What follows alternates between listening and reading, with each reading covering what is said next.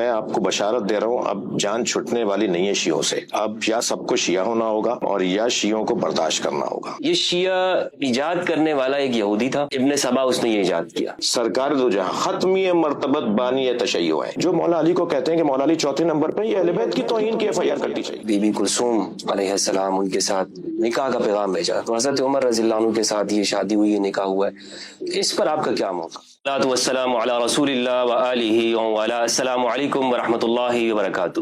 امید کرتا ہوں آپ لوگ خیریت سے ہوں گے. پروردگار آپ سب کو اپنے حفظ و امان میں رکھے. میرا نام فضل ہمدرد ہے اور میں انٹرفیتھ ہارمنی پہ کام کرتا ہوں، بین المذاہب ہم آہنگی اور بین المسالک ہم آہنگی کے اوپر. یہاں ملک پاکستان میں جو مختلف مذاہب اور مسالک کے لوگ رہتے ہیں، ہم امن اور محبت اور آشتی کے ساتھ رہیں. آپ کو معلوم ہے کہ مسلمانوں کے درمیان میں دو بڑے فرقے موجود ہیں، سنی اور شیعہ. یعنی مسلمان ان دو میں تقسیم ہو چکے ہیں، اور ہم جب تاریخ کا مطالعہ کرتے ہیں تو ان دونوں فرقوں کے درمیان میں ایسے اختلافات پائے جاتے ہیں جس کی وجہ سے ہمیں یہ بات نظر آتی ہے کہ تاریخ میں بھی اور زمانہ قریب میں ایسا وقت آیا ہے کہ دونوں آپس میں لڑے ہیں، تنازعات ہوئے ہیں، جھگڑے ہوئے ہیں، تلواریں چلی ہیں. اور آج بھی ہم یہ دیکھتے ہیں کہ ان ایشوز کی وجہ سے یا جو آپس کے اختلافات ہیں انہیں اچھالا جاتا ہے، اور اس کی وجہ سے یہ مسلمان آپس میں دور ہیں. تو میری یہ کوشش ہے کہ ہم ان اختلافات کو سمجھیں کہ آخر سنی اور شیعہ کے کیا اختلافات ہیں، انہیں ہم کس طرح سے کم کر سکتے ہیں، اور یہاں اپنے وطن عزیز کے اندر ہم ان اختلافات کو قبول کرتے ہوئے ایک اچھے بھائیوں کی طرح آپس میں پیار و محبت کے ساتھ جی لیں، زندگی گزاریں، اختلافات رکھتے ہوئے بھی ہم دوسروں کو قبول کر لیں. اسی سلسلے میں مختلف مذاہب کے لوگوں کے پاس جاتا ہوں، مسالک کے ماننے والے اور ان کے اسکالر سے ملاقات کرتا ہوں، تاکہ میں ایک اسٹوڈنٹ کی حیثیت سے ان اختلافات کو جان سکوں اور ان کے اکابرین کے موقف کو بہتر طریقے پر آپ کے سامنے پیش کر سکوں.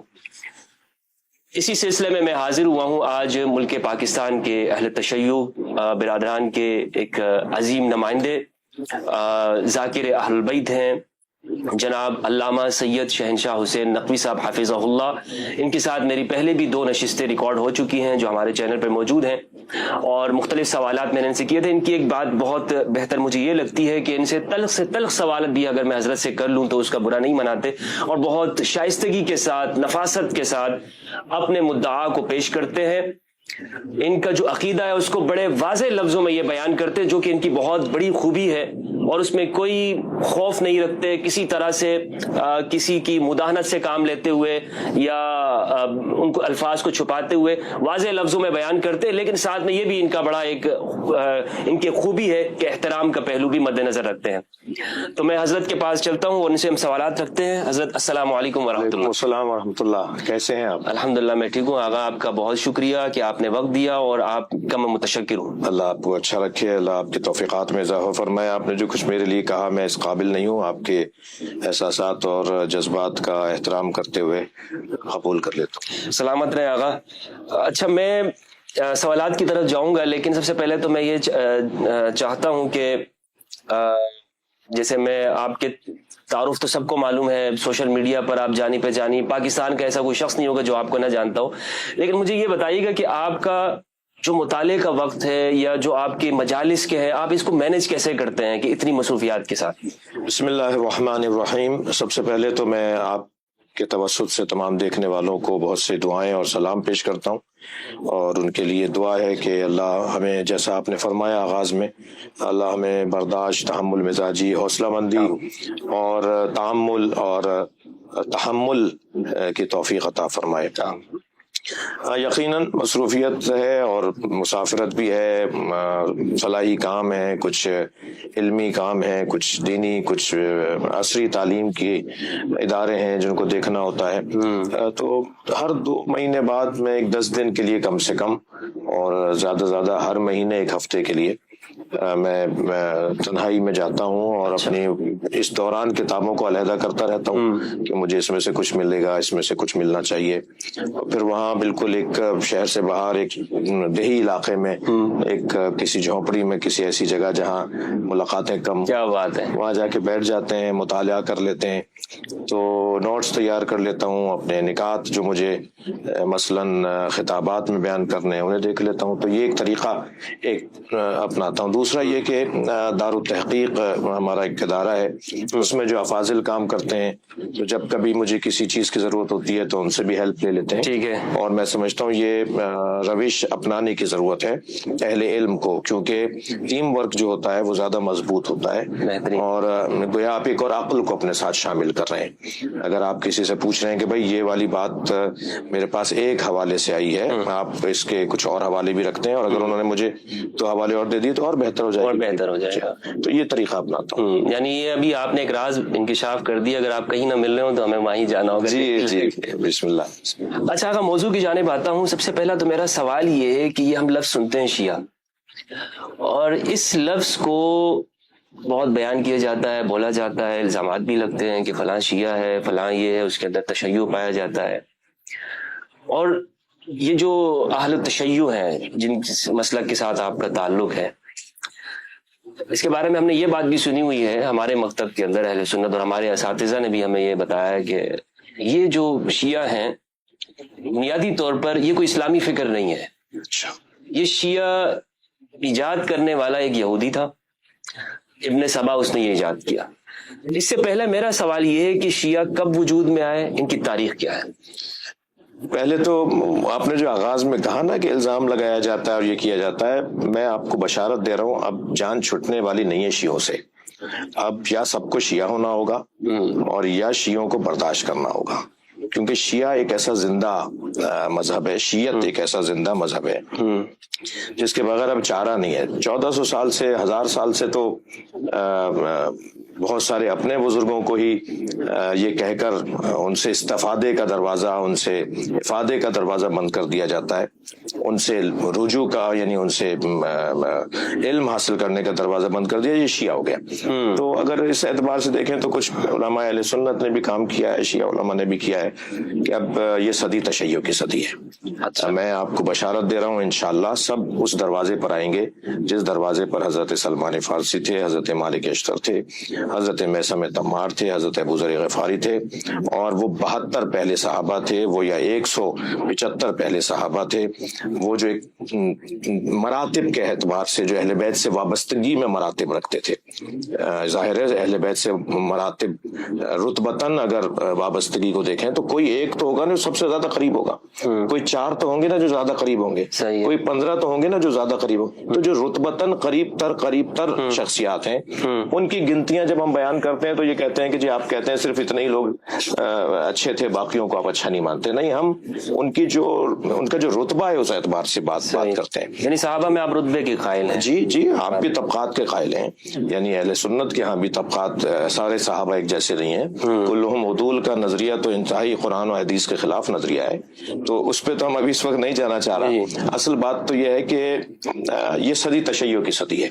انشاءاللہ شیعت کا جو تعارف ہم سے زیادہ خود ہمارے برادران اہل سنت نے پیش کیا ہے. سوشل میڈیا کا دور ہے آج، آزادی بیان کا دور ہے آج. یہ کہہ کر پابندی نہیں لگائی جا سکتی کہ مناظرہ نہیں ہوگا. اب تو مناظرے کا رنگ ہی کچھ اور ہو گیا ہے. یعنی آپ اپنے گھر میں بیٹھ کے اپنی بات کریں بالکل تنہائی میں اس کلپ کے اوپر اپنی بات کروں گا اپنے گھر میں بیٹھ کے. تو اب تو مناظرے کا ڈھنگ ہی بدل گیا.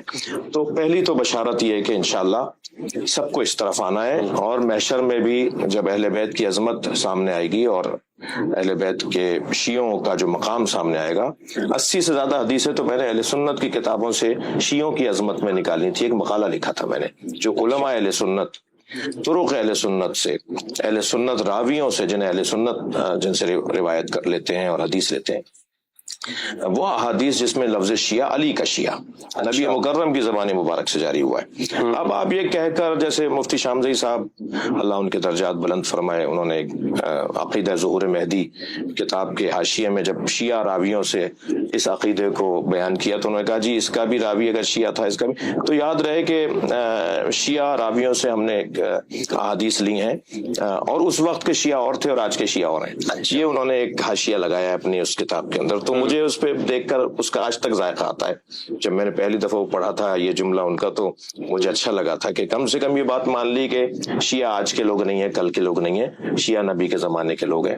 اور اگر آپ فرماتے ہیں کہ اس وقت کے شیعہ اور تھے اور آج کے شیعہ اور ہیں، تو یہ قابل بحث گفتگو ہے کہ ہم یہ ثابت کریں کہ نہیں، آج کے شیعوں سے زیادہ اس وقت کے شیعہ شدید تھے، جنہوں نے جانیں دیں، جنہوں نے زبانیں کھنچوائیں، جنہوں نے خون اپنا دیا، آج کی شیعوں سے زیادہ وہ شیعہ شدید تھے۔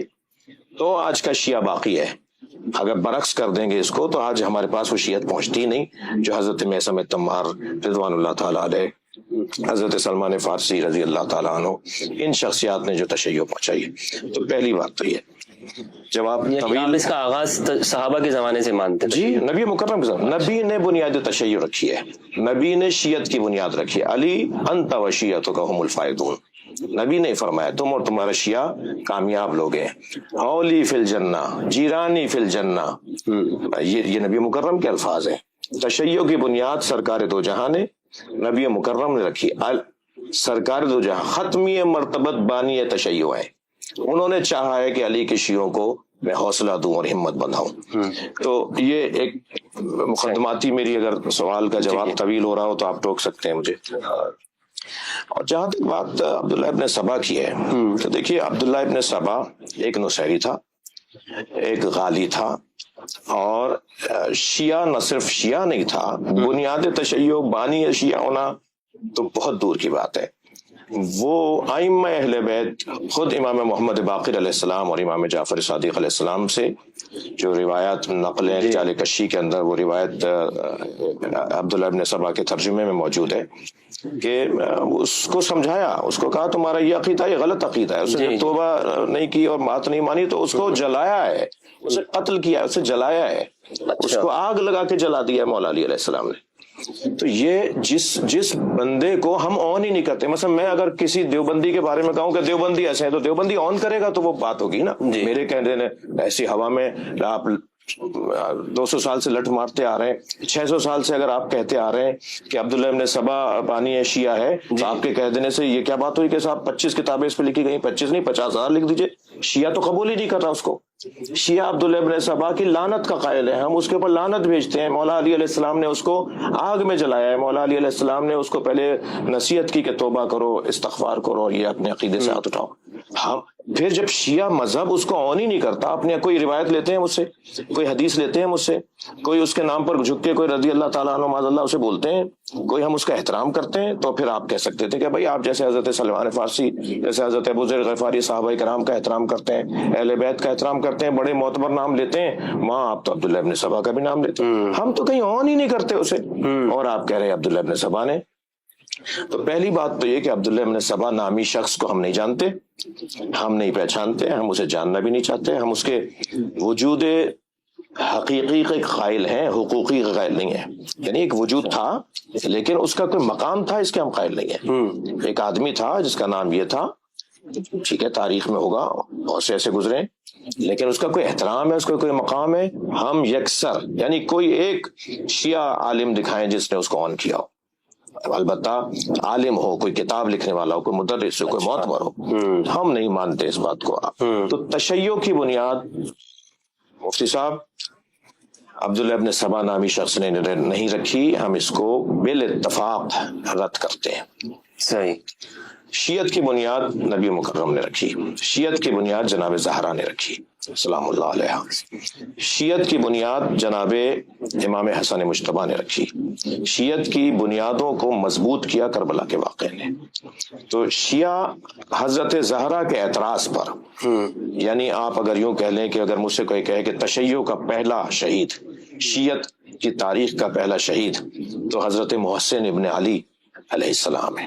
حضرت فاطمہ زہرا کے بطن مبارک میں جو بچہ شہید ہوا وہ فرزند مولا علی اور جناب زہرا، وہ تاریخ تشیع کا پہلا شہید ہے، یہاں سے شیعت کا آغاز ہوتا ہے۔ صحیح۔ سسٹم کو نہیں مانا، ریاست کو نہیں مانا، حکومت کو نہیں مانا، وہ نظام جو نبی مکرم کے بعد لایا گیا اس کا انکار کیا، 6 مہینے تک بیعت نہ کرنے کو تو آپ بھی مانتے ہیں، بیعت نہ کرنے کو تو آپ بھی مانتے ہیں۔ جناب زہرا خائف اور نالا رہیں اور شاکی اور خفا رہیں، اس کے اوپر تو کوئی اب میرے خیال سے بات رہی نہیں۔ اب تک اب سے 10 سال پہلے جب ہم یہ بات کرتے تھے تو یہ دال گلا لی جاتی تھی کہ یہ شیعوں کی گھڑی ہوئی باتیں، اب تو بات شیعوں کی رہی نہیں ہے، اب تو شیعہ سنی کی بحث ختم ہو گئی، سنی کی بحث شروع ہو گئی ہے، یہ آپ کو مبارک ہو۔ ٹھیک ہے۔ اچھا حضرت، ایک سوال، اگلا سوال میرا یہ ہے کہ اگر یہ بات ہے کہ شیعہ رسول اللہ صلی اللہ علیہ وآلہ وسلم نے یہ نام دیا، اور اس یعنی جو علی کے چاہنے والے ہیں، جو علی کے ماننے والے ہیں، وہ لوگ شیعہ ہیں، تو اب تو بنیادی طور پر ایک فرق پایا جاتا ہے، یہ سنی ہے، یہ شیعہ ہے، پھر سنیوں کی پھر الگ تقسیمیں ہیں، شیعہ میں بھی تقسیمیں موجود ہیں. تو اس میں آپ یہ بتائیے کہ آپ جو دین لیتے ہیں، جو فقہ ہے آپ کے پاس، اس کا بنیادی ماخذ کیا ہے؟ آپ کس ماخذ کو بنیاد قرار دیتے ہیں؟ دیکھیے مفتی صاحب، میں مانتا ہوں اس بات کو کہ شیعہ بھی فرقوں میں تقسیم ہے، اور شیعہ تاریخی اعتبار سے بہت روشن واضح جو فرقے ہیں وہ اسماعیلی، یعنی ہم اثنا عشری جی، انہیں کہتے ہیں، وہ شیش امامی ہے، جبکہ وہ شیش امامی خود کو نہیں کہتے. ہمارے ساتھ شیش امام تک آئے، وہ امام جعفر صادق تک آئے، تو ہم انہیں کہتے ہیں وہ شیش امامی ہے. وہ خود کو شیش امامی نہیں کہتے، وہ خود کو اسماعیلی کہتے ہیں. یا بہرا جماعت ہے، یا آغا خانی جماعت ہے، یہ شیعہ ہیں. یا اس طرح کے اور بھی زیدیاں ہیں یمن وغیرہ کی طرف. تو اس بات کا تو اقرار ہے، لیکن پوری دنیا میں جو تعداد میں اور تدوین میں اور علمی مجامع میں، محافل میں، علمی میدان میں جن کی مضبوط کیفیت ہے وہ اثنا عشری ہیں، امامیہ ہے، یعنی 12 امامی، جو نبی مکرم کے 12 خلفاء کی حدیث نبی سے منقول ہے، نبی سے منسوب ہے، اور اس پہ اہل سنت و شیعہ اس بات پر متفق ہیں کہ 12 خلیفہ کی بات نبی نے کی. تو ہم وہ 12 امام، 12 خلیفہ کے جو نظریہ رکھنے والے ہیں وہ شیعہ امامیہ یا شیعہ اثنا عشریہ کہلاتے ہیں. صحیح. تعداد میں بھی زیادہ ہیں، علمی طور پہ بھی ان کے حوزہائی علمیہ پائے جاتے ہیں، ان کے مدارس ہیں. مثلاً اگر اسماعیلی برادران، بہرا برادران کی نسبت آپ اس اثنا عشری اور امامیہ کو لیں گے تو کوئی مقایسہ ہی نہیں ہے. ہمارے ہاں بہت کام ہو چکا ہے، تفاسیر لکھی گئی ہیں، احادیث کی کتابیں جو موجود ہیں، وہ حتیٰ اسماعیلیہ بھی اگر استفادہ کرتے ہیں تو شیخ صدوق اور شیخ مفید سے کرتے ہیں جو امامیہ تھے، جو اثنا عشریہ تھے. اسی طرح جو علمی دفاع جب آتی ہے بات، تو آپ کہیں کسی غیر اثنا عشری کو، غیر امامیہ کو شیعت کے دفاع میں خط مقدم پر، پہلی محاذ پر اور پہلی صف میں نہیں پائیں گے، لیکن 12 امامی کو آپ پہلی صف میں پائیں گے. صحیح ہے. تو اس اعتبار سے، یا اور اس طرح کے میں کچھ دلائل قائم کر سکتا ہوں کہ یعنی امامیہ بنیادی اور اصلی ہے اور نمائندہ ہے. ٹھیک ہے. صحیح. ہمارے جو ماخذ ہیں جن سے ہم دین لیتے ہیں، جن رستوں سے ہم دین سمجھتے ہیں، وہ 4 چیزیں ہیں. قرآن ہے سب سے، اور یہ ترتیب ہے. اچھا. یعنی ایسا نہیں ہے کہ ہم آگے پیچھے کر لیں اور مرضی سے آگے پیچھے کر لیں، نہیں، ترتیباً، رتبتاً، ترتیباً. اور اس کی جو گنتی بنے گی، جو اولویت کی بنیاد پر اور ثانویت کی بنیاد قرار پائے گی، وہ قرآن پہلے نمبر پر. ہم اپنے عقیدے کو قرآن سے لیتے ہیں. یعنی اگر آپ مجھ سے پوچھیں گے کہ آپ ماتم کرتے ہیں، آپ کے پاس قرآن سے دلیل ہے، تو میری پوری کوشش ہوگی میں قرآن سے کوئی آیت آپ کو سناؤں کہ جس میں ہم اپنے اس کام کو جائز، جس کا جواز ہم اس آیت سے لیتے ہیں. قرآن مجید کے اندر ہمیں اگر کوئی چیز مل گئی اور اس کے سہارے پر حدیث مبارکہ میں بھی بات آ گئی، تو یہ اب دوسرا عنوان ہے حدیث کا. اور اگر قرآن میں اشارہ ہے اور حدیث میں صراحت ہے تو ہم قرآن کے اشارے کو لیں گے اور حدیث سے استفادہ کریں گے. حدیث کے بعد ہم عقل کو عنوان ماخذ قرار دیتے ہیں. عقل کے بعد ہم اجماع متشرعین، جو منصوص العلہ بھی ہو اور منصوص قرآنی بھی ہو، یعنی اس کے اوپر نص قرآنی بھی ہو. یعنی ایسا نہیں ہے کہ سارے علماء اکٹھے ہو جائیں، جی ہاں سب ایک بات کر دیں تو ہم نہیں، وہ قرآن و حدیث سے ٹکراتا نہ ہو اجماع. اچھا. یعنی وہ اجماع علماء جو قرآن و حدیث کے موافق ہو، موافق قرآن و حدیث ہو. تو اس طرح سے 4 ہمارے ماخذ ہیں. عقل سے کیا مراد ہے آپ کی؟ کہ عقل سے مراد قیاس بھی لے سکتے ہیں اس کو؟ نہیں، عقل سے مراد قیاس اور استحسان نہیں ہے، بلکہ عقل سے مراد عقل جو عقل مستفاد ہے. عقل کی پھر تقسیم کی ہیں، عقل حیولانی ہے، عقل بالفعل ہے، عقل بالملکہ ہے، عقل مستفاد ہے. وہ عقل جو तमाम तर सुगरा और कुबरा मुसल्लमात और गैर मुसल्लमात, ये जो अकली जो मंतकी तकाजे हैं उनको पूरा करने के बाद जब एक नतीजा सामने आ रहा हो तो उससे हम इस्तेफादा करेंगे। वो इमाम की होगी या कोई भी शख्स, अगर वो नहीं, कोई भी शख्स हो, कोई भी शख्स हो। अलबत्ता हमने अर्ज किया कि अगर हदीस भी आयत से टकरा रही होगी तो हमारे यहाँ कायदा है कि फजरबूहु अला जिदार, उसे दीवार पे मार दो। हदीस भी अगर मनसूस हो और वो कुरान की सराहत से ये खिलाफ हो तो हम तो हदीस को नहीं मानते, तो फिर उस अक्ल को कैसे मानेंगे जो कुरान और हदीस के खिलाफ जारी हो।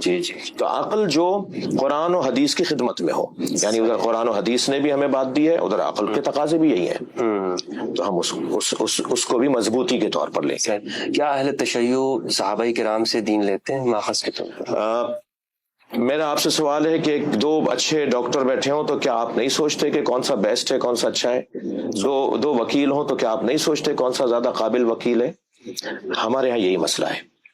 हम अहले बैत के होते हुए सहाबा किराम से दीन सानवी तौर पे लेते हैं। यानी अगर साहब कराम से ने वो हदीस, वो रिवायत, वो पैगाम, वो दीन दिया हो जो अहले बैत ने जिसकी तायद की हो तो हम उसे कबूल करते हैं। हमारे नजदीक एक्सपर्ट ज्यादा बेहतर, ज्यादा काबिल अहले बैत हैं और तरतीब में, रुतबे में अहले बैत साहबा कराम से हमारे नजदीक अफजल हैं। लिहाजा हम पहले ढूंढते हैं कि अहले बैत ने क्या फरमाया है। तो हम दीन का जो माखज है वो हदीस जो नबी मुकर्रम की या आइम्मा अहले बैत की का फरमान जो हदीस का दर्जा रखती है, वो अगर आइम्मा अहले बैत से हमें नहीं मिल रहा तो हम सहारे के तौर पर साहबा कराम को ढूंढेंगे कि उनमें से किसी ने कुछ कहा है तो हम उनसे दीन लेते हैं। ऐसा नहीं है कि हम उनसे दीन नहीं लेते।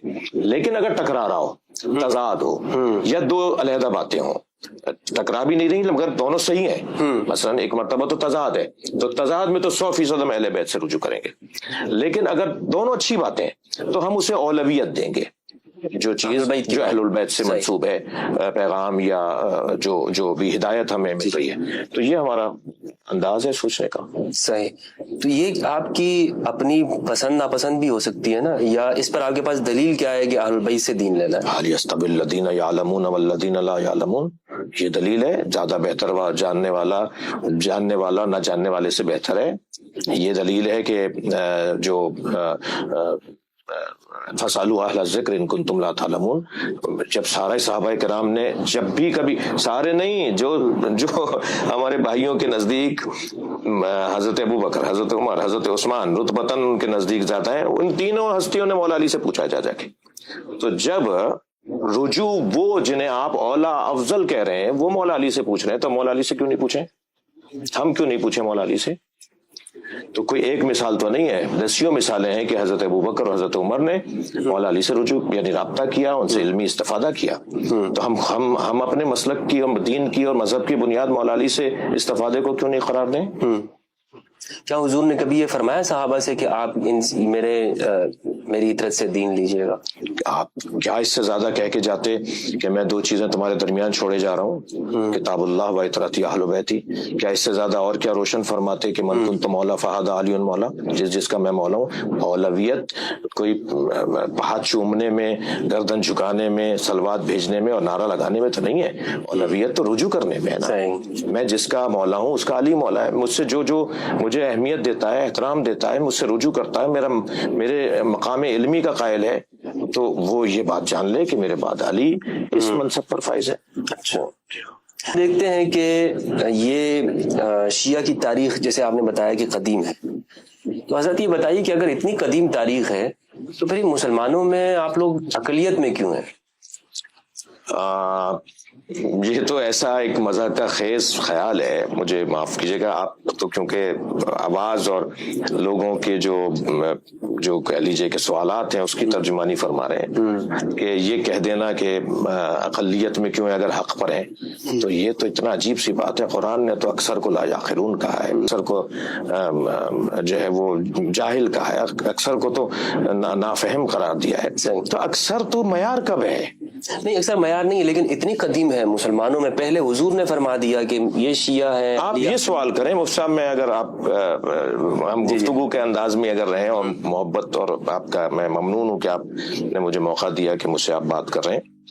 اگر ہم یوں لیں کہ جب یہ اتنے صحیح تھے، آپ اتنے اچھے تھے، آپ حق پر ہیں، تو آپ کی تعداد کیوں نہیں بڑھی؟ جی تعداد یہ بات صحیح ہے، ورنہ اقلیت کا لفظ میں نہیں سمجھتا، کیونکہ اس وقت عیسائی زیادہ ہے تو مان لیں جو زیادہ ہے وہ حق پر ہے، وہ صحیح ہے۔ اقلیت سے مراد میرے کم ہونا ہی ہے۔ یہاں کیوں کم رہے؟ کم کیوں رہے؟ ہاں، اس کی وجہ، اس کی بہت بڑی وجہ ہے، زندہ جلایا گیا، دیواروں میں چنا گیا، گردنیں کاٹی گئیں، درباروں میں سے نکالا گیا، بیت المال سے مال روک دیا گیا، حقوق بند کر دیے گئے، اولادوں کو، بچوں کو ان کے سامنے، ماں باپ کے سامنے ذبح کر دیا گیا۔ کوئی ایک مصیبت ہے جو بتائیں؟ یعنی اگر ہمیں تو چھوٹا سا مفاد اگر ہمارا کسی سے ٹکرا رہا ہو تو ہم حق اور سچ بولنے سے ہاتھ دھو لیتے ہیں۔ یہ تو گردنیں جاتی تھیں، یا تو مال ضبط ہو جاتا تھا، یا تو حقوق سلب ہو جاتے تھے، نوکری۔ آج نہیں ہو رہا اس بنیاد پہ کہ اس کا نام ایسا ہے جیسے شیعہ ہو۔ اگر کوئی کہتا ہے نہیں صاحب یہ کب ہوا، کیوں ہوا، بھائی آج ہو رہا ہے۔ آج اگر کسی کا نام علی، حسن، حسین، رضا، باقر، جعفر اگر یہ نام ہوتے ہیں ائمہ اہل بیت کے اوپر، تو آج انہیں نوکریوں سے نکال دیا جاتا ہے۔ خاص طور پہ عرب ممالک میں بہت ہو رہا ہے، یہاں بھی ہو رہا ہے۔ تو ماضی میں تو اس سے زیادہ تھا، یعنی باقاعدہ درباروں میں بلا کر پہلے تو ذلیل کیا جاتا تھا، اور اگر کوئی آ جاتا تھا تو اسے ذلیل کیا جاتا تھا، اور اگر بغیر علم کے کہ یہ کون ہے اور بعد میں معلوم ہوتا تھا یہ، تو اسے نکال دیا جاتا تھا، اس کو بیت المال سے حق اس کا بند کر دیا جاتا تھا۔ تو جب اتنی سختی میں کوئی رہتا ہو تو یہ تو آپ کو تو یعنی یہ معجزے سے کم نہیں ہے کہ ان تمام مصائب اور مشکلات کے باوجود آج اتنی بڑی تعداد کے اندر شیعہ دنیا کے اندر موجود ہے، یعنی کروڑوں کی تعداد میں شیعہ اس وقت دنیا کے اندر موجود ہے۔ ان تمام تاریخی، آپ کو میں عرض کروں کہ میں نے مقاتل الشیعہ نامی عنوان پر 14 جلدی کتاب تالیف کی ہے، جو میں 1994 سے کام کر رہا تھا، مقاتل الشیعہ۔ اس کی جو پہلی جلد ہے نا، وہ 14 صدیوں کی داستان ہے، وہ میں آپ کو پیش کروں گا، چھپ کر آ گئی ہے۔ دوسری جلد جو ہے اس کی، وہ ہے سانحہ ٹھیڑی کے اوپر، جو پاکستان کا سب سے بڑا سانحہ تھا، شیعوں کو مارا گیا تھا۔ تو پہلی صدی، معاف کیجیے گا، پہلی جلد کو آپ جب دیکھیں گے تو میں صدی چلا ہوں اس میں، پہلی صدی میں ہمارے ساتھ کیا ہوا ہے، دوسری صدی میں ہمارے ساتھ کیا ہوا ہے۔ تو اگر 1400 سال کے حالات، اور یہ پورے شیعہ کے قتل کی تاریخ ہے۔ جی اچھا، جبکہ وہ ابھی 700 صفحوں کی کتاب ہے، اور میں اس بات کا معترف ہوں کہ میں نے شاید اشاروں میں بات کی ہے۔ 700 صفحوں کی اتنی ضخیم کتاب لکھنے میں کامیاب ہوا۔ میں ایک عرصے سے کام کر رہا ہوں، تحقیق ہے میری، جیسا جو بھی طالب علمانہ میں دعویٰ نہیں ہے، کوئی علم نہیں اپنا، لیکن ہمارے ساتھ جو کچھ ہوا نا اس دنیا میں، تو یہ تو بڑی تعداد میں شیعہ ہیں، یہ تو اس سے بہت کم ہونے چاہیے تھے۔ یہ تو ہمت کی ہے، نظریہ جب مضبوط ہو تو پھر انسان ہمت کر جاتا ہے۔ پشت پر اگر نظریہ مضبوط ہو، اس لیے ہمت کی لوگوں نے جانیں دی، قربانیاں دی، مال اپنا لٹوایا، برباد کروایا، مگر کہا نہیں، ہمیں مرنا ہے، ہمیں اللہ کو جواب دینا ہے، یہ دنیا تو ویسے ہی ختم ہو جائے گی، ہیپیٹائٹس بی سی میں مر جائیں گے، ایکسیڈنٹ میں مر جائیں گے، ہارٹ فیلئر میں مر جائیں گے، بہتر نہیں ہے مولا علی کا نام لیتے جان جائیں، بہتر نہیں ہے اہل بیت کی محبت میں ہم اپنے وجود کو پیش کرتے ہیں۔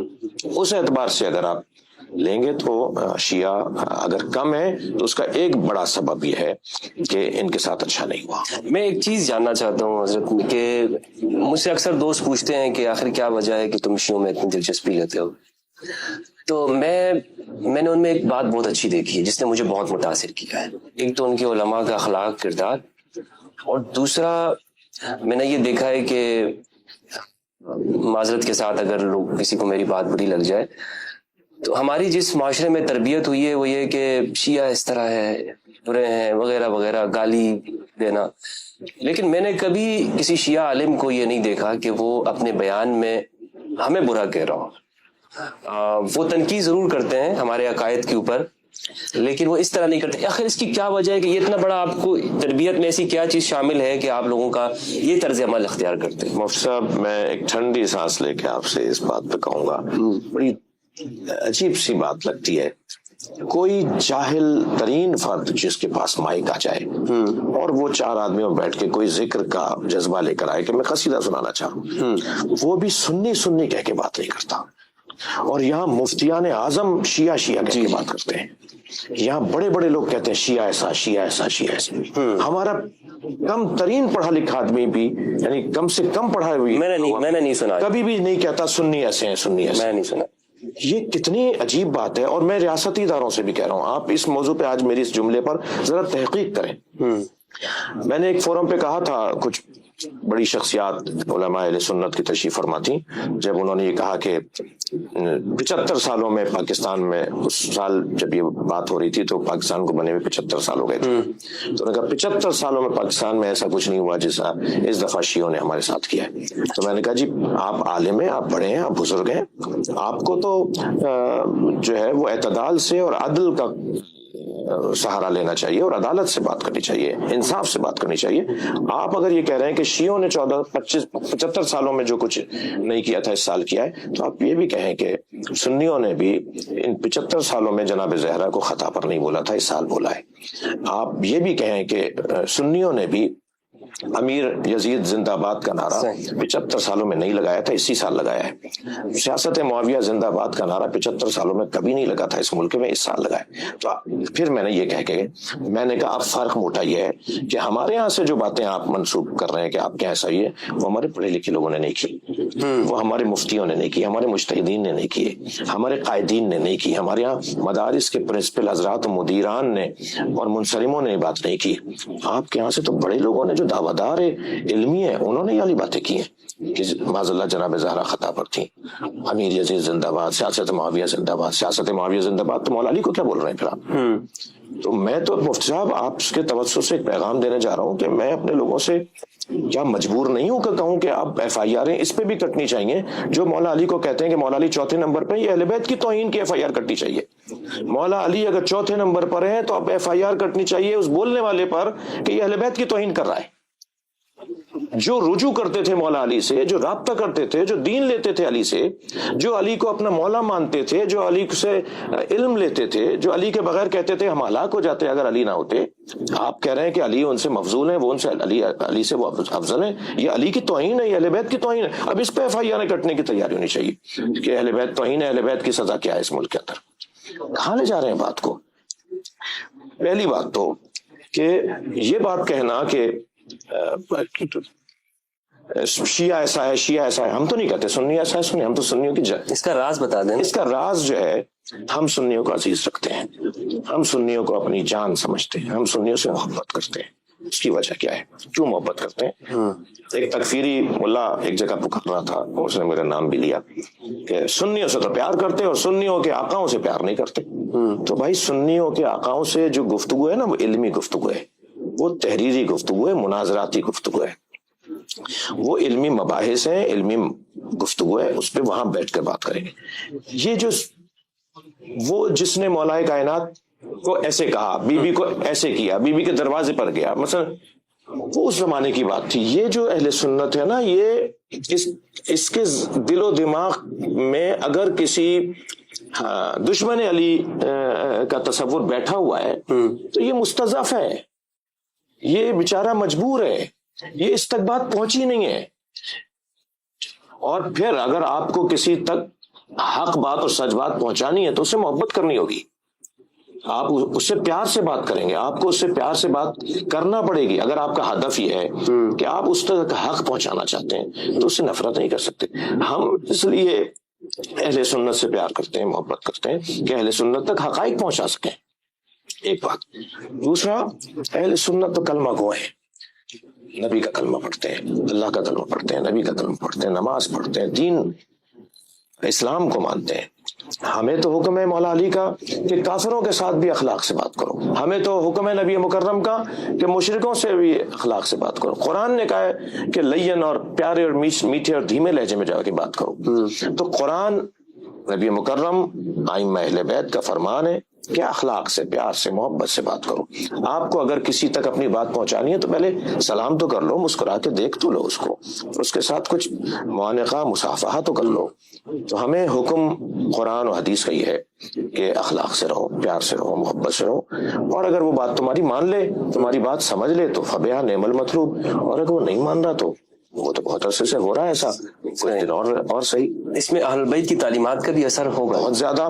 آپ دیکھیں کہ مدینہ منورہ میں امام حسن مجتبیٰ علیہ السلام کو ایک شخص نے دیکھ کر آپ پر سب کیا، آپ پر شتم کیا، آپ کو ناسزا کہا، دشنام دی۔ امام चंद अपने असहाब के हमरा वहां से गुजर कर रहे थे, तो हजरत उसकी तरफ बड़े, हजरत ने फरमाया तुम मदीने के रहने वाले नहीं हो, तुम मुसाफिर हो, पहले आराम कर लो, कुछ खा लो, कुछ सस्ता लो, इस्तराहत कर लो, फिर बैठ के बात करेंगे। जो तुम मुझे मेरे लिए और मेरे मादर गिरामी के लिए, मेरी वालदा के लिए, मेरे वालिद के लिए कह रहे थे, अगर वो सही हुआ तो मैं अल्लाह से कहूंगा कि अल्लाह हमें माफ करे, और अगर वो गलत हुआ तो मैं अल्लाह से कहूंगा अल्लाह तुम्हें माफ करे। जिस पर फर्क अजीम है जी। तो हम अपने हत्ता जानी दुश्मनों से भी, ये तो अहले सुन्नत हमारे इल्मी मुखालिफ होंगे ना ज्यादा से ज्यादा, या नजरियाती मुखालिफ होंगे, या मसलकी मुखालिफ होंगे ना, कोई हमारी जानी हम उनके और वो हमारे नहीं है मुखालिफ। हम साथ रह रहे हैं, रिश्तेदारी है, पड़ोस है, हशर नशर है, ऑफिसों में काम करते हैं, इदारों में साथ पढ़ते हैं, स्कूल कॉलेजों में हम साथ हैं, ये मुल्क हमने दोनों ने मिलकर बनाया है, और सिर्फ पाकिस्तान ही नहीं, हिंदुस्तान में भी यही कैफियत है, दीगर ममालिक में भी यही कैफियत है। आप ईरानी सुन्नियों से तो पूछिए कि वो शियों से खुश हैं या नहीं है। वो तो जब पाकिस्तानी सुन्नी उन्हें उकसाता है ना, तो वो इनको पैगाम भेजते हैं, आपको शायद नहीं मालूम हुआ आज तक, वो इन्हें पैगाम भेजते हैं, हम पे रहम करो, हम यहाँ बहुत अच्छा रह रहे हैं, हमें कोई प्रॉब्लम नहीं है यहाँ, तुम यहाँ हमें चुटकी भरते हो कि हम यहाँ इनके खिलाफ बोले और यहाँ का माहौल खराब करें, हमें कोई मसला नहीं है यहाँ पर। एक बहुत बुजुर्ग आलिम दीन ने कहा कि जी तेहरान में तो सुन्नियों की मस्जिदें नहीं है, ईरान सुन्नियों की मस्जिदें बनाने, मैंने उनको कोई 14-15 मस्जिदों की फहरिस्त भेजी थी, तो मुझसे कह रहे हैं ईरानियों ने तो आज तक जवाब नहीं दिया, आपने मुझे मस्जिदों के पते भेज दिए जो अहले सुन्नत की मस्जिद है तेहरान में। तो मैंने कहा ईरानी का तो मयार ही कुछ और है, वो क्योंकि मराकिज़ इल्मी से करीब रहे हैं तो वो बेहतर शिया साबित हुए, मुसलसल साबित हो रहा है, जी, यानी अमली और बाकिरदार शिया साबित हुए हैं ईरानी शिया। तो एक ईरानी से पूछा किसी ने कि ईरान में सुन्नियों की मस्जिद है, तो थोड़ा ऐसे सोचता रहा, कहने लगे नहीं शियों की भी नहीं है। मैंने कहा क्या मतलब शियों की भी नहीं? कहने नहीं, हमारे यहाँ मस्जिद शिया और सुन्नी की नहीं होती, सुन्नी मस्जिदों में शिया पढ़ रहे होते हैं नमाज, शिया मस्जिद में सुन्नी पढ़ रहे होते हैं नमाज, सुन्नी आलिम आगे पीछे आगे खड़ा होता है, पीछे शिया पढ़ रहे होते हैं, शिया आलिम आगे खड़ा होता है, पीछे सुन्नी पढ़ रहे होते हैं। हमारे यहाँ इशू नहीं है, तुम्हारा पाकिस्तान का मसला है। जी जी, ये बात मैं खुद देख के आया हूँ कि वहां पर कुछ इस तरह की कुछ लिखावट और बनावट भी नहीं होती वहां पे मसाजिद के ऊपर, दूर से बाहर से पता चला कि ये शिया की मस्जिद है या सुन्नी, बस एक इमारत बनी हुई है, आप जाके नमाज पढ़ लें। तो अहले बैत की तालीमात कि उन्हें कातिल को शरबत पिलाना, अपने दुश्मन को अपने घर बिठाना, उसको खाना खिलाना, और फिर उसने ये सोच करके मुझे शायद पहचाना नहीं है जो मेरे साथ इतना अच्छा रवैया है, और जब उसने इजहार किया कि आप मुझे नहीं पहचाने, तो हजरत इमाम ज़ैनुल आबिदीन अलैहिस्सलाम, हजरत अली इब्न हुसैन अलैहिस्सलाम ने उसे कहा तुम मेरे भाई अली अकबर का कातिल है, मैं तुझे पहचानता हूँ मगर तुम हमारे मेहमान हो, तुम्हारे घर चल कर आए हो। तो जो अहले बैत का हुक्म और उनकी तालीमात है, उसकी रोशनी में सबसे पहली बात अखलाक है। आप काफिर सुन्नी, मैंने प्रयास किया, सुन्नी हमारी जान है, भाई है, मुसलमान है, हम तकफीर के कायल नहीं है। काफिर भी अगर आपके सामने है तो उससे अखलाक से बात करो, अखलाक से बात करो। अभी आपने अफजलियत की बात की, इसी से अगर मैं ये पूछूं कि गदीर का जो वाक़या है, गदीर खुम पे मन कुंतु मौला फ़ाज़ अली मौला, बहुत खूबसूरत वाक़या है, इससे आप अफजलियत इमाम अली का जो सबूत करते हैं या वसी होने का, तो कैसे आप लोग साबित करते हैं कि ये रसूलुल्लाह सल्लल्लाहु अलैहि वसल्लम के वसी हैं इमाम अली, या पूरे रसूल के बाद सबसे अफजल है? अलस्तु औला मिन अनफुसिकुम, नबी ने उस कौल से पहले ये फरमाया नहीं फरमाया, उस कौल के बाद नबी ने ये फरमाया नहीं फरमाया, अल्लाहुम्मा वाले मन वाला वाद मन वादा। जी, जब आपने मन कुंतु मौला फहादा अली मौला से पहले फरमाया क्या मैं तुमसे औला नहीं हूँ, जब इस फकरे के बाद फरमाया कि या अल्लाह जो इससे मोहब्बत करे तो उससे मोहब्बत कर, जो इससे दुश्मनी करे तो उससे दुश्मनी रख, तो मन कुंतु मौला का माना समझ में नहीं आ जाता? मन कुंतु मौला तो बीच में आ रहा है ना, उससे पहले कर सकते हैं ना इसका माना? नहीं, यानी नबी मुकर्रम दोस्त हैं, तो बस हमारा कहना यह है कि जो आप नबी को मानते हैं वो अली को मान ले। तो आप नबी को दोस्त मानते हैं, भाई मानते हैं, आप बड़े भाई मानते हैं, अपने जैसा मानते हैं, या हाकिम मानते हैं, या औला मानते हैं, या अफजल मानते हैं। अगर आप नबी मुकर्रम को जो, चले हम मुख्तसर बात करते हैं, दो चार आवाम सुन रही है, हम कोई जो है वो बहुत ज्यादा पेचीदा इल्मी बहसों में नहीं जा रहे हैं, आवाम से हम बात कर रहे हैं। जो आप नबी ने फरमाया मन कुंतु मौला फहादा अली मौला, मैं जिसका मौला हूँ अली उसका मौला है। तो मौला आप नबी को क्या मानते हैं, मौला के क्या मतलब मानते हैं नबी के लिए, वही अली के लिए मान लीजिए। نبی کو کیا مانتے ہیں؟ حاکم مانتے ہیں، اولا مانتے ہیں، افضل مانتے ہیں، آقا مانتے ہیں، مولا مانتے ہیں، یعنی مولا بے معنی ہے اولا مانتے ہیں۔ پھر وہاں آپ سوال بھی کر رہے ہیں کیا میں تم سے اولا نہیں ہوں؟ صرف قرآن میں النبی اولا بالمؤمنین من انفسہم، اس حدیث میں بھی آپ نے فرمایا کہ میں تم سے اولا نہیں ہوں۔ تو جب اولا ہوں، سب نے کہا قالوا بلا، آپ اولا ہیں، تو فرمایا میں جس کا مولا ہوں اس کا علی مولا ہے۔ تو اولا اور مولا کی تشریح نبی نے اولا کی صورت میں کر دی، اس لیے مولا علی کو اولا مانتے ہیں۔ صحیح۔ امام اس حسین کے علاوہ بھی بہت سی حدیث منزلت بہت زیادہ روشن حدیث ہے، حدیث طیر مشوی بہت زیادہ روشن حدیث ہے، حدیث ثقلین بہت زیادہ حدیث روشن حدیث ہے، تو اس کے علاوہ بھی حدیث ہے۔ حدیث ثقلین بھی حدیث ہے۔ اچھا، شیعت کے اندر حدیث ثقلین کا کیا معیار ہے تشیع میں؟ یعنی حدیث ثقلین کو کس درجے پر رکھتے ہیں آپ لوگ؟ پوری بنیاد بناتے ہیں یا ایک فضائل کے درجے میں؟ نہیں، ہم تو اسی کی بنیاد پہ تو ہماری فقہ مرتب ہوئی ہے۔ اچھا، اسی کی بنیاد پہ ہم تفسیر لیتے ہیں، اسی کی بنیاد پر ہم تاریخ لیتے ہیں۔ ہمیں جو کچھ لینا ہے وہ قرآن سے یا ثقل اصغر سے لینا ہے۔ صحیح، اہل بیت سے لینا ہے۔ دین، حدیث، فقہ، سب ٹھیک ہے۔ یعنی یہ باب فضیلت تو ہے ہی، لیکن یہ باب عمل بھی ہے، باب سنن بھی ہے، باب جس کو کہہ لیجئے کہ فقہ ہو، جس کو کہہ لیجئے کہ اعمال اور معاملات بھی ہے۔ ہمارے جتنے عبادات اور معاملات ہیں وہ سب ثقلین کے سے ماخذ، ثقلین اس کا ماخذ ہے۔ امام حسین علیہ السلام کو ہم دیکھتے ہیں کہ آپ نے اپنے دور کی جو ظالم طاقتیں ہیں ان کے ساتھ ٹکرا گئے اور قیام کیا، لیکن اہل بیت میں ان کے بعد ہی فوراً ہم دیکھتے ہیں تو امام علی بن الحسین، سید سجاد علیہ السلام، اور امام محمد باقر علیہ السلام، اور امام جعفر صادق علیہ، تو یہ جو 12 ائمہ تک ہیں انہوں نے کوئی قیام نہیں کیا۔ اس کی کیا وجہ ہو سکتی ہے، کیا سبب ہے؟ اصل ہدف ان کا تھا ہدایت، یہ آئے تھے ہدایت دینے کے لیے، یہ ہادیین مہدیین ہیں۔ ان کا مقصد تھا اللہ کی جانب سے جو ان کو منسوب کیا گیا وہ ہدایت پہنچانے کا۔ امام حسین علیہ السلام نے اپنی قربانی کے ذریعے یہ واضح کر دیا کہ اب دین اہل بیت سے لینا ہے۔ امام حسین کی قربانی سے پہلے دین حاکم سے لیا جاتا تھا، دین خلیفہ سے لیا جاتا تھا۔ اب اس خلیفہ میں نہیں اس بحث میں جانا چاہتا کہ خلفائے ثلاثہ کے تک ٹھیک ہے امت متفق ہے، لیکن اس کے بعد تو ملوکیت میں بدل گیا نا، مگر عنوان تو خلیفہ ہی کا تھا وہ، لہٰذا آپ کی کتابوں میں یزید چھٹا خلیفہ ہے یا نہیں ہے؟ تو جب اس تسلسل سے یزید تک بات پہنچ جائے گی تو اب تو، یعنی آپ 12 خلیفوں کی بات کر رہے ہیں؟ میں 12 خلیفاؤں میں سب سے پہلے حضرت ابوبکر ہیں، اسی لائن میں یزید ہے یا نہیں ہے؟ جب حضرت ابوبکر کی لائن میں یزید آ رہا ہے تو سسٹم تو خلافت کے ذریعے سے خراب ہو رہا ہے نا آگے جا کے، یعنی امت کو کہاں لے گئے آپ بھائی اس سسٹم کے تحت؟ تو کربلا کے واقعے نے یہ کلیئر کر دیا کہ اب دین جو لینا ہے نا وہ حاکم سے نہیں لینا، دین لینا ہے اہل بیت سے۔ لہذا اصل بات پہنچ گئی، اور آج آپ دیکھ لیجئے کہ حتیٰ غیر مسلم بھی ہو تو جب وہ کوئی معاشرے کی اصلاح اور سماج کی بہتری کی بات کرتا ہے تو کربلا کی مثال دیتا ہے، کربلا کی مثال۔ تو اصل کام اہل بیت کا جو تھا وہ کربلا کی صورت میں پورا ہو گیا۔ اب جب وہ کام پورا ہو گیا تو امام زین العابدین ایسا کیوں کریں، امام محمد باقر وہ قیام کیوں کریں؟ کام ہو چکا، اس کو زندہ رکھیں، اس کو باقی رکھیں، اس کو اٹھائے رکھیں۔ لہذا خرچہ کروایا، تاکید فرمائی، رونے والوں کو دعائیں دی، اشعار اور مرثیے لکھنے والوں کو جو ہے وہ سکوں سے اور درہم و دینار سے نوازا تاکہ کربلا زندہ رہے۔ تو کربلا امام حسین کا کام کربلا برپا کرنا تھا، دیگر ائمہ کا کام کربلا زندہ رکھنا تھا، کام دونوں کا وہی ہے۔ یعنی اسی لیے ہم دیکھتے ہیں کہ پھر اس کے بعد امام جعفر صادق علیہ السلام کے دور میں تشیع تیزی کے ساتھ پھیلا ہے۔ جی، علوم جتنے امام جعفر صادق کو موقع ملا، حضرت نے اس موقع سے انتہائی امامت کی ذمہ داری حضرت کی وہ تھی، اور آپ نے بہت سے علوم کی بنیاد ڈالی اور اپنے ہزاروں شاگرد تربیت دی ہے، ان کو سکھایا، انہیں پڑھایا۔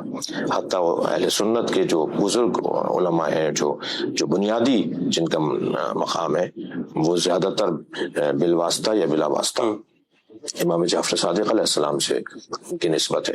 تو पूरी तरह से, यानी इमाम जाफर सादिक व मज़ाहिब अरबा के नाम से एक 10 जिल्दी किताब मेरे पास बहुत अच्छी तहकीकी काम है। मज़ाहिब अरबा अहले सुन्नत के चारों मज़ाहिब और इमाम जाफर सादिक, इन ये क्या रब्त है आपस में, मुश्तरकात और जिसको कहते काम होना चाहिए। अच्छा हुआ है जी, हुआ हुआ ये 10 जिल्दों में, बल्कि एक अहले सुन्नत आलिम ने मुझसे मांगा था, मैंने उन्हें गिफ्ट के तौर पे हदिया भी उनको पेश किया। तो ये काम हुआ है कि अच्छा, फिर उसमें जो करीब बातें हैं, मैंने खुद एक कह लीजिए कि कोर्स किया था, एक दौरानिया गुजारा था इल्मी एतबार से फ़िक़्ह मुक़ारिन का। फ़िक़्ह मुक़ारिन यानी फ़िक़्ह में जो करीन और नज़दीक चीज़ें हैं, मसलन वो शिया और सुन्नी में क्या क्या है, उनको एक जगह किया गया है। यानी शिया भी ऐसे ही करता है नमाज रोजे में, हज ज़कात में, सुन्नी भी ऐसे ही करता है, शिया भी ऐसे ही करता है, सुन्नी। तो जो ज्यादातर चीजें हैं वो एक जैसी हैं, एक जैसी। इसमें काम हुआ है। और आइम्मा अहले बैत ने जो करबला जैसी दोबारा करबला बपा नहीं की, तो क्योंकि करबला जैसी करबला दोबारा बपा करने के लिए वो जो मंजर था, वो जो माहौल था, वो जो तकाजे थे, वो दोबारा से होना या नामुमकिन कहिए या कम से कम मुश्किल जरूर था। इन आइम्मा में यानी इमाम हुसैन अलैहिस्सलाम के बाद से इमाम महदी अलैहिस्सलाम तक कौन सा ऐसा इमाम है कि जो अच्छा, इनमें मैं फर्क नहीं कर सकता हूँ इन ज़वात कुर्सिया में कि इन्होंने ज्यादा काम किया, इन्होंने कम काम किया, ये कहने का मकसद नहीं है। हरगिज़ कहने का मकसद ये है कि इन शख्सियात में चमकता हुआ सितारा जिसने तशय्यो को या उसी विरासत को बहुत मुश्किल दौर में संभाला हो, आपकी नज़र में किसी एक शख्सियत दो एतबार से, अगर आप मुश्किलात में कौन ज्यादा रहा और मसाइब का और घुटन का और जो माहौल की सख्ती का शिकार और हालात की सख्ती किसके ज़माने में ज़्यादा थी, अगर वो लें तो वो इमाम रिज़ा के बाद से इमाम मेहदी की विलादत तक और आपके ग़ैबत सुग़रा तक। अच्छा, यानी इमाम मोहम्मद तकी अलैहिस्सलाम, हज़रत इमाम हसन अस्करी अलैहिस्सलाम, इमाम अली नक़ी अलैहिस्सलाम, इमाम हसन अस्करी अलैहिस्सलाम, ये जो तीन आइम्मा है, इमाम जवाद मुतवक्किल के ज़माने के, मुतवक्किल के, मुअतसिम के ज़माने के, और जो है वो मुअतसिम का ज़माना, यानी इमाम मोहम्मद तकी, इमाम अली नक़ी, इमाम अस्करी, ये जो तीन दौर है इंतहाई सख्ती का। अच्छा, समर्रा में जो गुजरे हैं। जी। और वही एक इल्लत है कि इमाम मेहदी जब दुनिया में तशरीफ लाते हैं तो आप 5 साल की उम्र में ग़ैबत में आप चले जाते हैं, और 5 साल की उम्र है जिस वक्त आपके बाबा की शहादत हो रही है, इमाम हसन अस्करी की। तो वो सख्ती का दौर था। इस एतबार से देखें तो उन्होंने जो उस दौर में अपने नजरिए को, अपने पैगाम को महफूज रखा, अपने लोगों को बाकी रखा, वो सख्त दौर था। लेकिन मौका किस इमाम को ज्यादा मिला दीन पहुंचाने का, दीन समझाने का, तशरीह का, तफसीर का, वो सबसे ज्यादा मौला इमाम जाफर सादिक अलैहिस्सलाम, फिर इमाम मोहम्मद बाक़िर अलैहिस्सलाम, यानी तरतीब में तो पहले हैं। जी। लेकिन अगर आप दौरानिया और ज्यादा काम का देखें तो इमाम मोहम्मद बाक़िर अलैहिस्सलाम ने बुनियादें रखी, मगर उससे ज्यादा इमाम जाफर सादिक को टाइम मिला। जी। इमाम अबू हनीफा जो हमारे फ़िक़्ह के इमाम है, उनके शागिर्द जी, और उनके बाद फिर इमाम अली रज़ा अलैहिस्सलाम को, यानी इमाम मूसा काज़िम का जमाना भी ऐसा कह लीजिए कि मुशाबे था इमाम मोहम्मद बाक़िर के जमाने से। लेकिन अगर आप जो फरमा रहे हैं ना कि ज्यादा जिसने ज्यादा पैगाम पहुंचाया वो इमाम जाफर सादिक और इमाम अली रज़ा ने ज्यादा पहुंचाया। हमारे यहाँ अहले सुन्नत में एक बात माहौल मिला उन्हें, मौका मिला उन्हें। एक बात मशहूर भी है कि जिसके बारे में कहा जाता है कि शिया लोग इसको मानते नहीं है और इससे इनकार करते हैं कि हजरत उमर उन्होंने बीबी कुलसूम अलैहिस्सलाम उनके साथ निकाह का पैगाम भेजा, तो हजरत उमर रज़ियल्लाहु अन्हु के साथ ये शादी हुई, ये निकाह हुआ है, इस पर आपका क्या मौका? बहुत वाज़ेह बात है, बीबी की उम्र इतनी कम है उस वक्त में और हजरत उमर की उम्र इतनी ज्यादा है।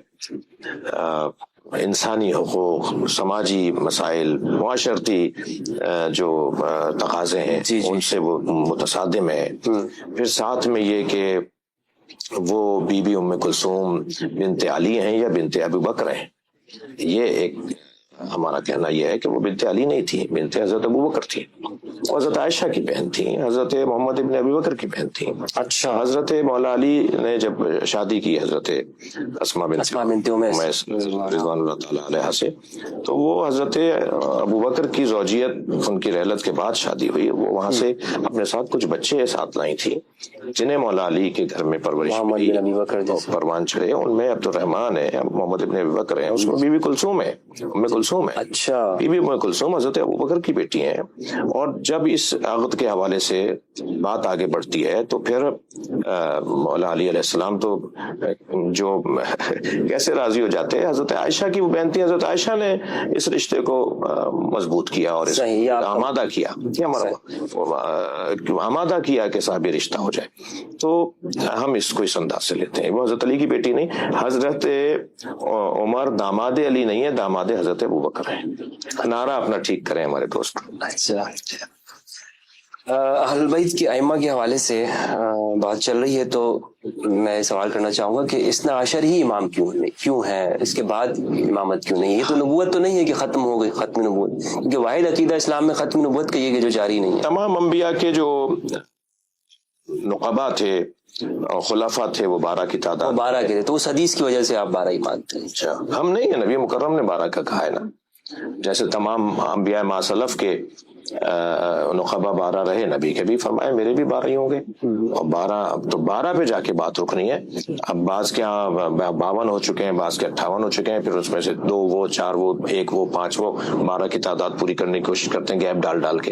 तो वो जो गैप डाल रहे हैं आप, जिसमें आप कह रहे हैं ये खलीफा नबी का खलीफा नहीं था, ये मलिक था, ये हाकिम था, ये बादशाह था, तो उस दौर में जो मर गया तो वो उस हदीस के मुताबिक कहा जाएगा मन माता वलम यारिफ इमाम ज़मानी फ़क़त माता मीततन जाहिया। वो जब उसके ज़माने में इमाम ही नहीं है, उसके ज़माने में हुज्जत खुदा ही नहीं है, उसके ज़माने में अल्लाह के निज़ाम के मुताबिक कोई रहनुमाई नहीं है, और वो मर गया तो ज़माने जाहिलियत में मरा ही नहीं मरा, कैसे करेंगे हम? लिहाजा हमारे अलावा जितने लोग हैं सब बंदगली का शिकार हैं। हम 12वें पे रुके हुए हैं, हमारे यहाँ कोई गैप ही नहीं आया।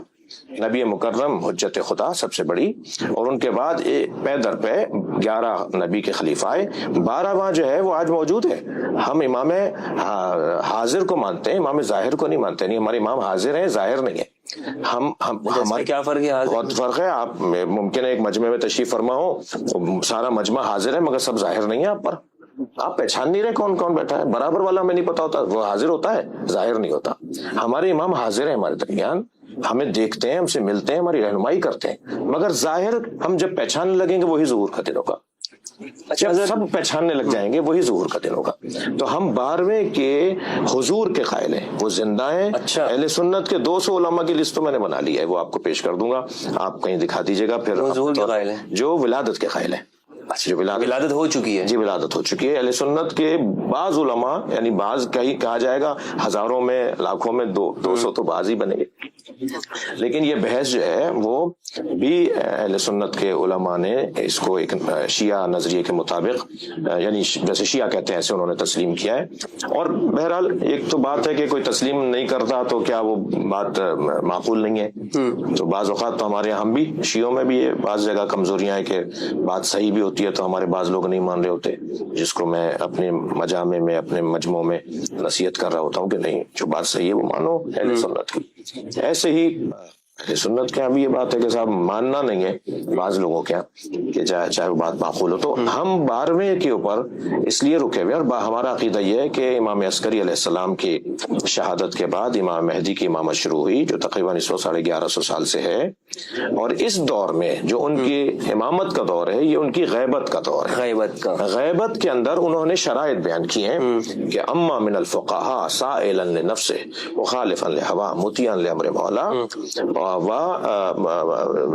मुहाफिज़न लिदीने। 4 सिफतें बयान फरमाई कि जो फुक़हा में से हो इन 4 सिफात के साथ, मुखालिफन लिहवा अपने नफ्स परस्त ना हो, मुतियन लिअम्र मौला अपने आइम्मा और नबी मुकर्रम का और अल्लाह का मुती हो, محافظ لدین ہے اور اپنے دین کا محافظ ہو، اور یہ جس میں یہ صفات پائی جاتی ہوں فَلِلْعَوَامِ أَن يُقَلِّدُوهُ، تو پھر عوام پر لازم ہے کہ اس کی تقلید کریں، اسے رجوع کریں، اسے اپنا مرجع مانیں۔ تو غیبت کے ایام میں، ان ایام میں جب امام حاضر ہیں مگر ظاہر نہیں ہے، تو فقہاء امامیہ جن میں یہ 4 صفاتیں پائی جاتی ہوں، وہ فقیہ ہوں اور یہ 4 صفات کا حامل ہو، اس سے رجوع ہم کرتے ہیں۔ یہی ہماری اساسی اور بنیادی طریقہ ہے۔ آپ نے ظاہر اور حاضر کی بات کی، تو میں نے اہل تشیع کو دیکھا ہے، میں بھی مجالس میں گیا ہوں، ایران بھی گیا ہوں، ایران بھی گیا ہوں، تو میں نے دیکھا کہ نماز کے بعد یا بعض اوقات میں اس طرح انگلی کر کے کچھ پڑھتے ہیں، پھر سر جھکا لیتے ہیں، پھر اس طرف انگلی کر کے کچھ پڑھتے ہیں، پھر سر۔ تو آپ بھی تو نماز میں سلام کے وقت میں انگلی اٹھاتے ہیں، تو آسمان کی طرف اٹھاتے ہیں؟ نہیں، سلام کے وقت میں اٹھاتے ہیں نا، سلام نبی پہ سلام جب کر رہے ہوتے ہیں جب نماز میں، اشہد اللہ الہ الا اللہ وحدہ لا شریک لہ واشہد ان محمد عبدہ ورسولہ، وہ آپ انگلی جو اٹھاتے ہیں وہ یہ جو آپ کہتے ہیں کہ انگشت شہادت، ہاں اچھا، یعنی آپ کہہ رہے ہیں کہ انگلی کرنا، کسی طرف اشارہ کرنا، اشارہ شہادت گواہی، جیسے آپ وہاں کرتے ہیں نماز میں، ہم تو نماز سے ہٹ کے کر رہے ہیں تو آپ اعتراض ہو رہا ہے، وہ نماز کے دوران کر رہے ہوتے ہیں، نماز میں موجود ہوتے ہیں تو پھر اشارہ کر رہے ہوتے ہیں۔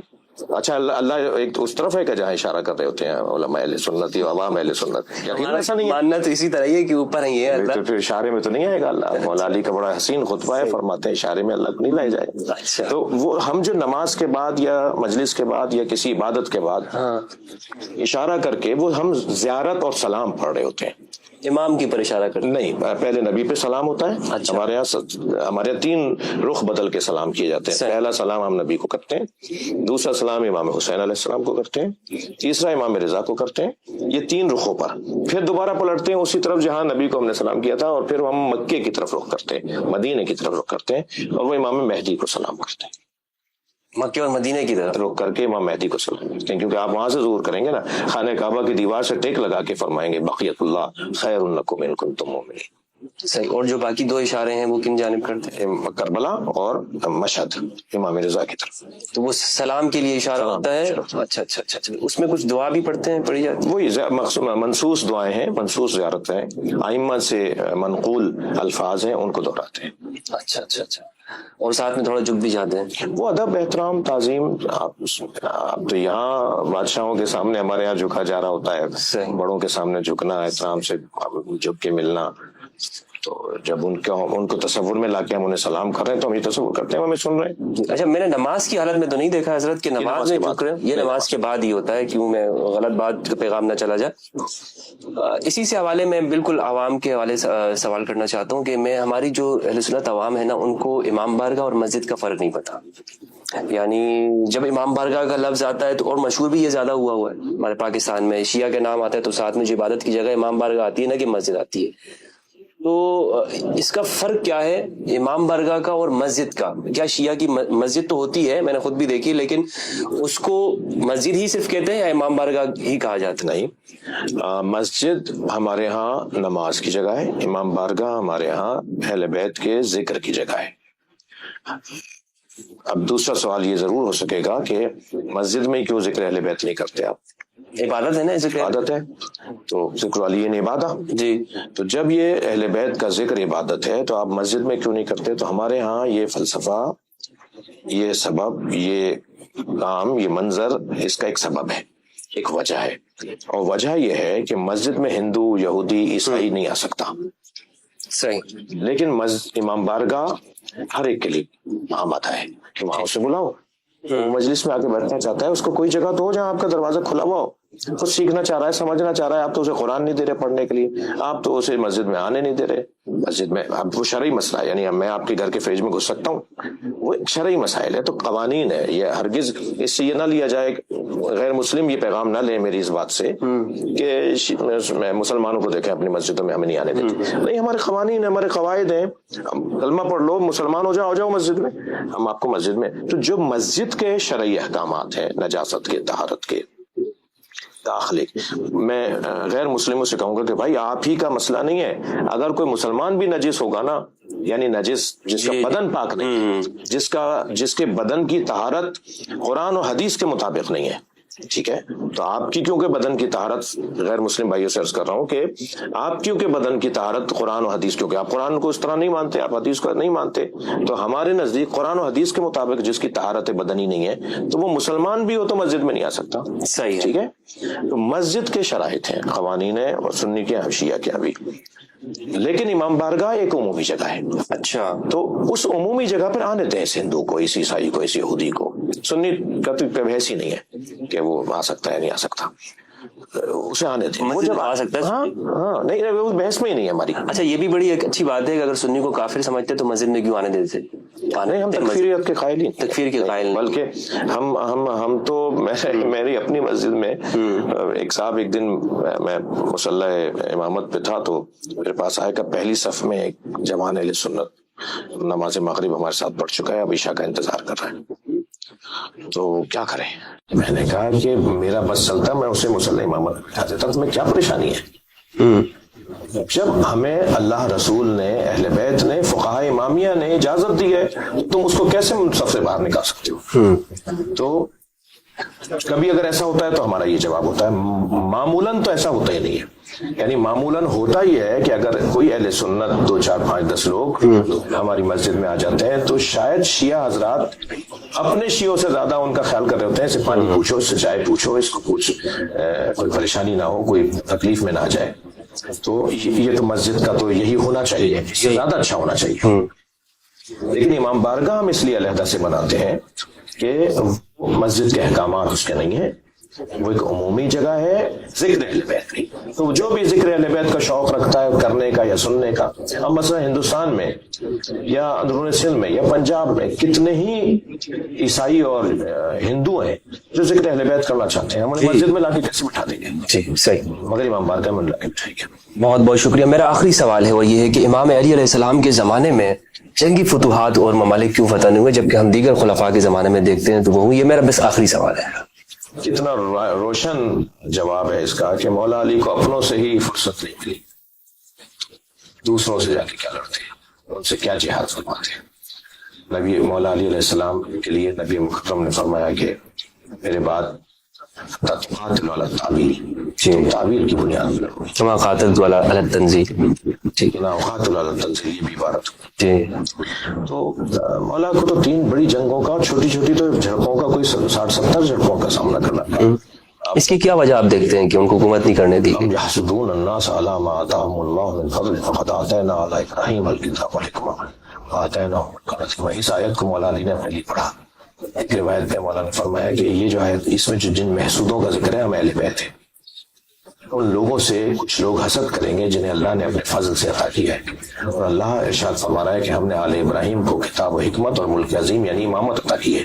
امام صادق سے روایت آئی, اہل بیت سے روایت کی ملک عظیم سے مراد امامت ہے. ہم نے اس گھر کے اندر قرآن بھی اتارا, ہم نے اسی گھر کے اندر نبوت بھی اتاری, ہم نے اسی گھر میں امامت بھی رکھی ہے. ہم نے ان لوگوں کو یہ دیا, ان سے اب حسد ہوگا. تو حسد کی بنیاد پر سب کچھ جو ہوا ہے اہل بیت کے ساتھ وہ حسد ہے.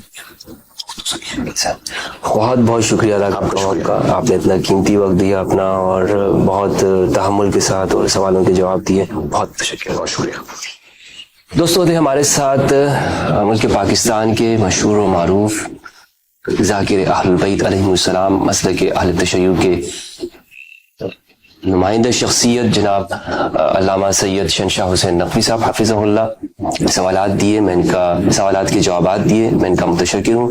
اس سیشن کے حوالے سے آپ کے ذہن میں کوئی سوال ہو تو کمنٹ میں لکھیے گا. میں سوالات انشاءاللہ ہم کوشش کریں گے کہ علامہ صاحب تک پیش کر سکیں, اور نیکسٹ ہمارا سیشن ہوا تو اس میں یہ آپ کے سوالات کو میں رکھوں گا. حضرت میں آخر میں یہ چاہوں گا کہ آپ اپنے مکتب کی جانب سے پاکستان میں امن کے لیے اور شیعہ سنی بھائی چارے کے لیے آپ کے نزدیک کوئی تجویز ہے یا ہم سنیوں کے لیے کوئی پیغام آپ دینا چاہتے ہو تو وہ آپ مختصر سا پیغام دے دیجیے. دیکھیے, میں تو ایک عرصے سے ایک بات کہہ رہا ہوں کہ جو علمی مباحث ہیں علماء میں رہنے دیں. یعنی میری ابھی جو گفتگو ہے اس میں اگر کسی کو اعتراض ہو کوئی عالم بات کرے, عوام اہل سنت سے، عوام تشیع سے میں عرض کروں گا کہ آپ کا موضوع نہیں ہے کہ آپ الجھیں اپنے اداروں میں، اپنے آفسوں میں، اپنے ان مسائل۔ علمی گفتگو ہے بھائی، ہم عالم سے پوچھیں گے، آپ اپنے عالم سے پوچھیں، یہ ہمارے عالم نے بتایا، اپنے عالم سے پوچھ کے بتاؤ۔ علماء کی طرف رجوع رکھیں، اہل علم سے رابطہ رکھیں، تحامل مزاجی سے، پیار سے، محبت سے۔ ایک گھر میں 4 بھائی ہوتے ہیں، 4 مختلف پارٹیوں میں ہوتے ہیں، تو کیا گالا کاٹ دیں سب ایک دوسرے کا؟ نہیں بھائی، تم اس کو اپنا سیاسی لیڈر مانتے ہو، تم اس کو سیاسی وابستگی کے ساتھ ہو۔ تو ایسے ہی اس ملک کے اندر، ہم اپنے ماحول کے اندر، کوئی سنی ہے، کوئی شیعہ، ہر گلی میں، ہر محلے میں سنی، شیعہ، دیوبندی رہتے ہیں۔ کچھ علاقوں میں ممکن ہے کہ بالکل ہی سنی نہ ہو، اور کچھ علاقوں میں بالکل ہی شیعہ نہ ہو، یہ بھی ہے پاکستان کے اندر۔ یعنی اتنے کئی خطے ہیں جہاں پوری آبادی شیعوں کی ہے، کئی خطے ہیں جہاں کوئی ایک گھر بھی شیعوں کا نہیں ہے، لیکن یہ 20% ہیں سنیوں کے یہاں بھی 80% ہم ہر محلے میں ساتھ رہتے ہیں۔ تو ہمیں ایک دوسرے کے ساتھ پڑوسیوں کے جو حقوق ہیں وہ ادا کرنے چاہیے، ہمیں ایک دوسرے کے ساتھ محبت، پیار سے اور رواداری کے ساتھ رہنا چاہیے، اور بعض بحثیں جو جہاں کی نہ ہو وہاں نہیں کرنی چاہیے۔ یہی اس کا۔ بہت شکریہ۔ السلام علیکم ورحمۃ اللہ وبرکاتہ، فی امان اللہ۔